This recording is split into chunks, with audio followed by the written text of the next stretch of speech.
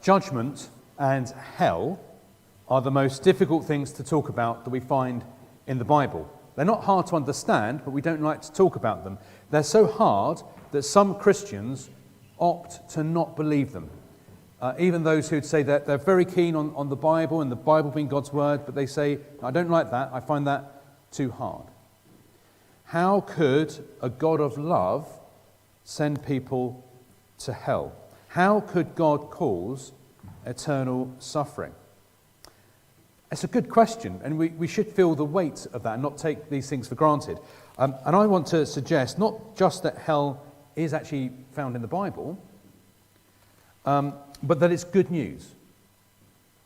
We might think it's sort of an unnecessary, not unnecessary, maybe a horrible thing, but it's there. But actually I think it's good news, and it's good news for you. For some, it will mean urgent action needs to be taken. Now, part of answering that is when people object to, and I've got friends who are very keen Christians, but they object to this whole idea. The reason why is they say, well, God's a God of love. How would he do that? And the reply to that would be, well, where do you get this idea that God is a God of love? Now, I think he is, by the way. I haven't lost the plot. God is a God of love. But where do you get that idea from? Because it's not always obvious from our eyes. As we look at the world, as Hugo was praying about, it's not obvious that that's the case. But we've been told that. We're told that in the Bible, demonstrated that ultimately in Jesus. So it's the same source that tells us about the judgment that's to come. In fact, when you look at whenever this subject comes up in the Bible, we see they're two sides of the same coin. Not only are they two sides of the same coin, they're the same act. And so these verses for us are of ultimate relevance. They're the ultimate practical verses. Because everyone here, and anyone watching, will meet God face to face. The question is how, on what basis, as friend or foe? Now, if you've been we've been working our way through the book of Isaiah, if you've been observant, you would notice that a few times Isaiah has flagged this day of vengeance, and I've done nothing with it. Once I think I said it's there, and that's all. And the reason is, in the recent chapters we've looked at the foreground is salvation. But the background is this day of vengeance. And here that's switched. It's still, salvation and redemption is still there, but the foreground is now this day of vengeance. The waiting's different. And if it helps us, we need to remind ourselves that Isaiah wasn't writing to Chelmsford in 2023. He's writing to Judah about 700 BC. And they were under God's, at the start of the book, they were under God's judgment. And the reason for that was the injustice they committed, their covenant breaking, they had this covenant relationship with God, they've broken that, they've got this phony worship where they just go through the acts. And the punishment for that is they're going to be ripped out of God's land. But then we find, especially from chapter 53 onwards, that God is going to redeem them and take them home. But although they're now okay with God, they're still suffering. They're suffering from their enemies and they're crying for relief. And God's reply at this stage is, wait. Wait, I will come and there'll be a day of redemption for you and a day of vengeance for those who are harming you. And it's the same thing. Because the people are not saved until the threat is removed, until their enemies have been cleared. But until that moment, he says, wait. And this is what hope is in the Bible. We wait for something. You don't have it. You're waiting for it because you don't have it. But it's as good as yours because God said so. And even then, there are moments in Isaiah where God, through Isaiah, offers the hope for his enemies themselves. That God may save even them if they turn to him. And then we see, when we come to the New Testament, how, we've seen this quite a lot, haven't we, through Isaiah, the New Testament keeps on picking up Isaiah and applying it to the Christian, to us. We once were enemies of God, but now we've become his friends. But then we're told, wait. Wait until the last day, the day sometimes called the day of redemption, but also called the day of vengeance. And the surprise of the New Testament is that actually it's all the work of Christ. The redemption, we think, yeah, of course, but actually the judgment bit as well. Judgment and salvation are both Jesus' work alone. They're two sides of the same coin because you can only be safe if there are no enemies. Now, last week we ended by This exhortation Isaiah gives is to not just pray to God, but pester God. Be like an annoying toddler. Just keep on tugging at God and pester him for certain things. And the way he described it is these watchmen. So we had Zion, the city, and the watchmen on the wall who pester God. And we saw how that's like the church. And we are like those watchmen pestering God. And so what we get to now in this section I just read, 63, 1-6, is these watchmen now see what they've been waiting for. And they ask a question. Who is this, and why are clothes red? Or we could say who and why. And these answers to those questions help us understand why judgment, that we all feel, I even feel awkward just talking about it, why it actually is good news. So who is this? Verse 1. Who is this who comes from Edom in crimson garments from Bozrah, he who is splendid in his apparel, marching in the greatness of his strength? So the image then is these watchmen on the wall, and they see someone coming, and they say, who is he? And they describe him, and then he answers who he is. So we see the direction he comes from is from Edom and Bozrah. Bozrah is the capital of Edom, and Edom were one of God's enemies, and particularly at this time, the way they preyed on the weak of God's people. And they become, he does this with Babylon and other things, they become like symbolic of those who are oppressing God's people. And he's coming from the enemies in victory.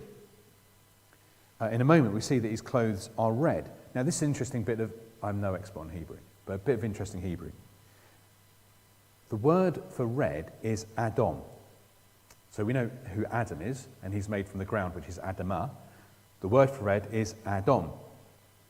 And that's the same vowels, so Hebrew only has vowels, then you put the consonants underneath.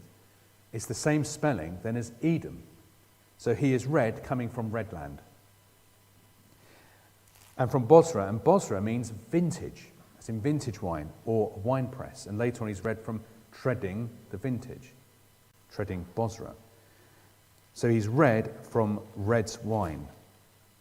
And he's crimsoned, and the word crimson is the word hamas, interestingly, which means can mean sharpened or violent or vivid. So the image is he's vividly, violently, strikingly red.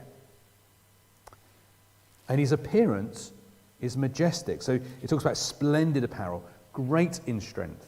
He sounds like a king marching back from battle. Come back to that in a moment. That's what he looks like. Who is he? It is I, end of verse 1, speaking in righteousness, mighty to save. The conquering king and the saviour. I is the person speaking there. I is the one who was speaking in the last chapter. And he says he speaks righteousness and he's mighty to save. So we've seen his salvation, and then he's told them to wait, and now he's here. So earlier on we had this suffering servant who comes in weakness to save, and then says wait. And now he returns as the victorious king. So back in chapter 53, he redeemed and saved his people and then told them to wait, and now we see him in his splendor, not in his weakness. It's a big but neglected New Testament idea too, is waiting and hoping. We wait in hope. We're told, this is a striking thing, faith, love and hope. We kind of think they're kind of sequential, but actually it says that hope, so faith and love spring out of our hope. Not hope is the conclusion, but we have hope, and from that we have faith and love. So Jesus, we're told, is from Isaiah, Emmanuel, God with us. He's the suffering servant who saved us.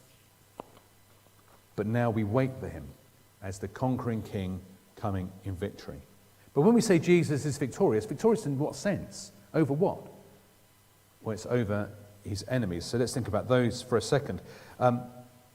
Here, he's not talking about the final enemies of the devil, sin and death. We'll come back to them. But people opposed to God.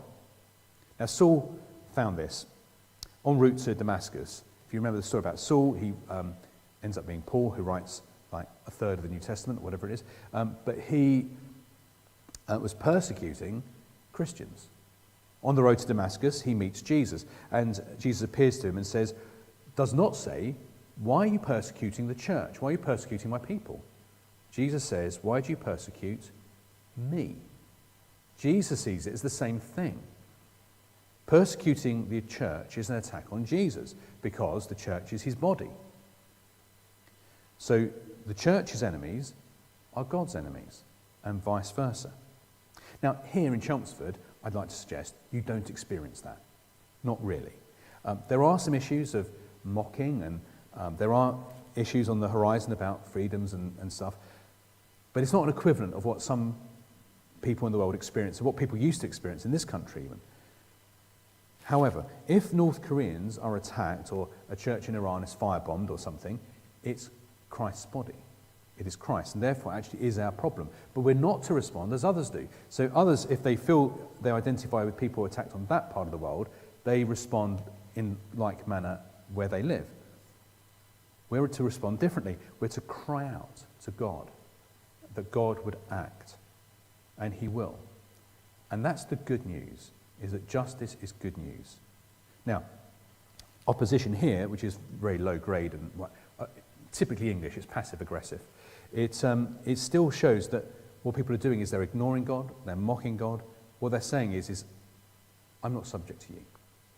It's the same, it's not serious to live in, but it's the same root thing. I'm not subject to you, God. I'm your enemy. Whatever. But also, this is why it is good news. Think back, who are the redeemed in Isaiah? Who are we? Not just those who are oppressed, not just those who are victims, but those who were once themselves oppressors and sinners, those who had others as their victims. They needed to be saved too. So just clock those ideas as we come to the next question. Why has he come? Verses 2 to 6. So the question is in verse 2, well, I'll read it to you. Why is your apparel red and your garments like his who treads the winepress? The question is, why in your splendour are you red? Not why did you choose a strange colour scheme for a king, but about the staining on his glorious robes.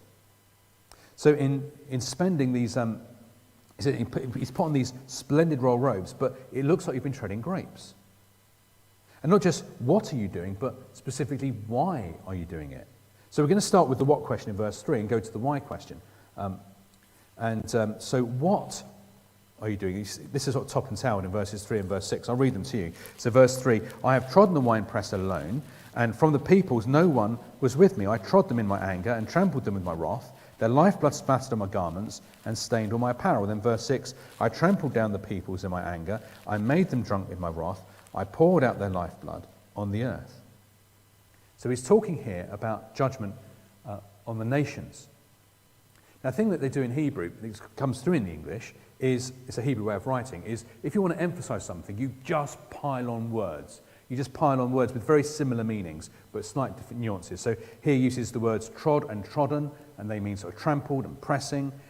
Anger, well, you know what anger means, but there's the word here has this idea of snorting, an indignation, like that. You what? I can't believe you did that. That's what that is behind that word. And wrath is about the intensity, the heat of the anger, about what has happened. So what has happened then is in that anger, God crushes these enemies and they're killed.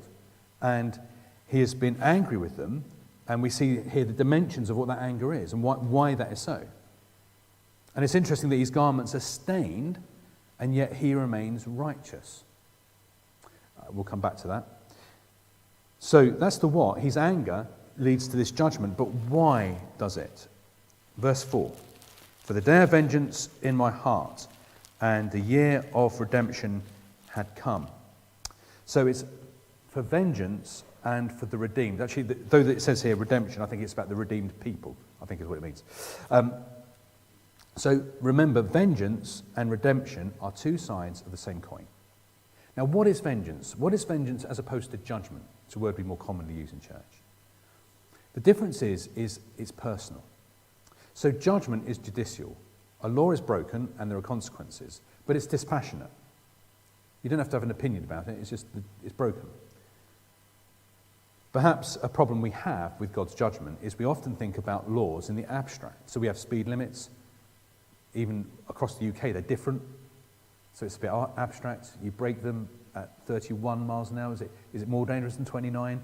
It just seems abstract to us. And so we think a loving God cannot be that pedantic about laws, can he? You might think. Vengeance is personal. A law has been broken, but it's the lawgiver. The lawgiver gave these laws that reflect his character, and we've stuck our fingers up and just gone, right, I'm just going to do that anyway. That's what vengeance is. It's God responding to something that's personal. But here, it's not just his personal vengeance, but he avenges his people. They're only rescued once their enemies are no more. And this is sort of God's MO, God's modus operandi, how he tends to operate. So a few quick examples. In the Exodus, God's people were slaves in Egypt, and he rescued them out of Egypt. But how did he do that? By defeating Egypt's army. In Judges, through the whole book of Judges, various groups come and oppress them. And how does he rescue them? He raises up a judge who beats up the oppressors and frees them. They can't be freed from the oppressors if there's still oppressors around. He does something in Isaiah's time with what he's talking about here, specifically when they're in exile and how Edom and others attack them. How does he save them? He takes out the oppressor. So we're only free if there's no threat. At the end of the Bible, that happens again. The devil, sin, and death are destroyed. And there's that. We have a hymn that's based, a sort of modernish hymn that's based on this. It's like a football chant. Where, O death, is your victory? If you've ever been to a football match and you chant when you're 3-0 up, it's all gone quiet over there. I'm a Southampton supporter, so it's normally chanted at me. But it's all gone quiet over here. Paul is audacious enough to say that's what we can do with death. Not so hard now, are you, death? Because of what Jesus has done. But there is a problem with that. But we are implicated. We're complicit. And this is why vengeance and redemption are two sides of the same coin. Why redemption happens on the day of vengeance. And this is an important thing for us to understand, because I think it's academically easy but emotionally hard. All sin will be destroyed when Jesus returns. All sin will be destroyed. There'll be no sin in heaven. The question is, how and where will that sin be destroyed? Either the sin will be removed from you, or you will be removed from the kingdom. Let me repeat that. The sin that is in you will be taken, or you will be taken out of the kingdom. This is how it works. At the cross, God looks at your sin and he considers it, there's your sin, but he considers it as Christ's. He looks at Christ's righteousness and he considers that as yours. So the vengeance on God's enemies goes on to Jesus, not onto us. And we then start to change, and on the last day in eternity, we will be sinless. There's nothing offensive about us to God. At the same time, that righteousness of Christ becomes ours. But there's a choice out there, isn't there? That doesn't happen automatically. If you choose to cling to your sin, then that's you excluded. You have to face the conquering king in defiance, face to face with him against you. Or you stand behind him and he defends you and he removes all the enemies out of your way, including death itself. And Christ does this alone. Did you notice that? It's easily missed, but it's there, because a couple of times he repeats the aloneness. So you see the king and he's coming back from this victorious battle, but where's his army? So that's what you'd expect, but he just comes alone. There are no troops with him. And he says, so we see Christ has done it alone. Verse 4, I have trodden alone. Verse 5 repeats, no one to help, no one to uphold. Jesus did this alone. Only Christ does this because only Christ is qualified. Only Christ is strong enough. Only he has authority to judge. Only Christ is sinless. And so only he acts to save and to judge. Now, like I said, not everyone likes this idea. I feel deeply uncomfortable whenever I stand this. Everyone's looking at me while I'm talking about judgment. I'm one of those, I haven't bashed the pulpit yet, but it's one of those kind of guys. We feel deeply uncomfortable, and yet it's good news. This is good news. It's two sides of the same coin, because it's about justice. There are so many evils in the world, and it's just coincidence that this bit of Isaiah fell on this Sunday. But we're minded, aren't we, of so many evils on a geopolitical scale, and then going right down to your neighbours or whoever it is. There's so many injustices.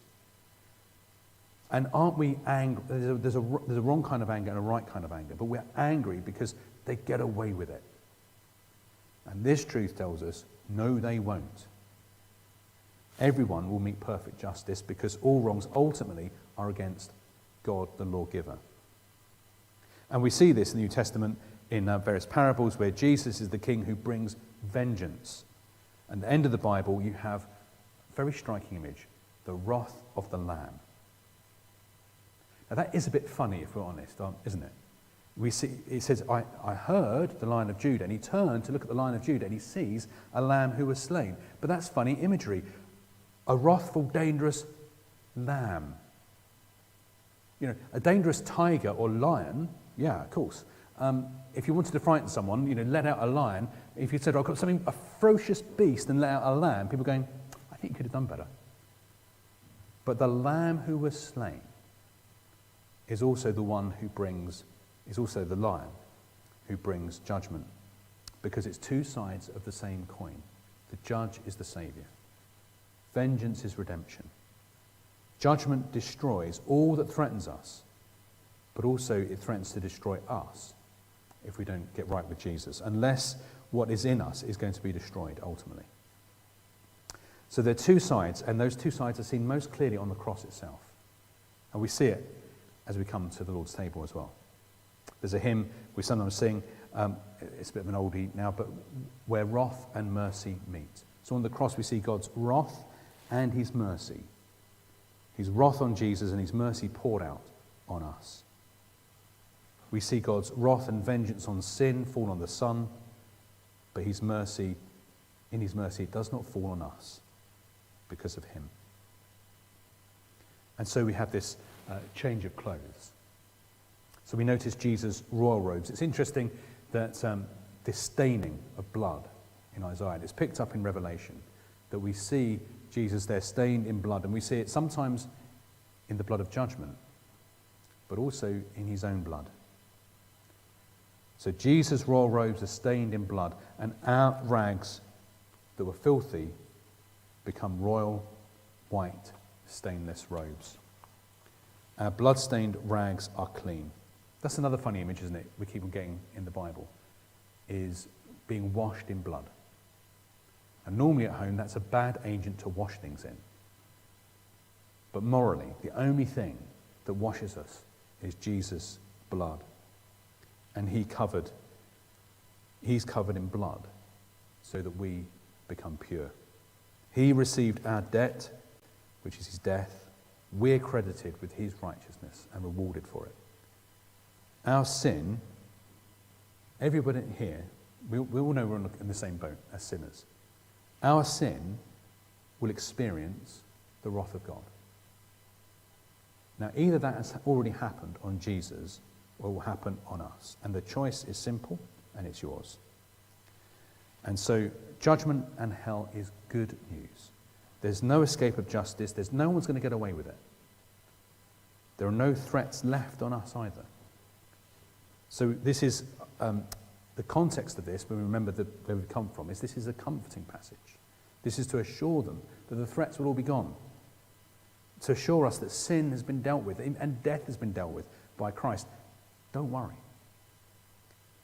But for a few people, of course, they're left hanging with Jesus.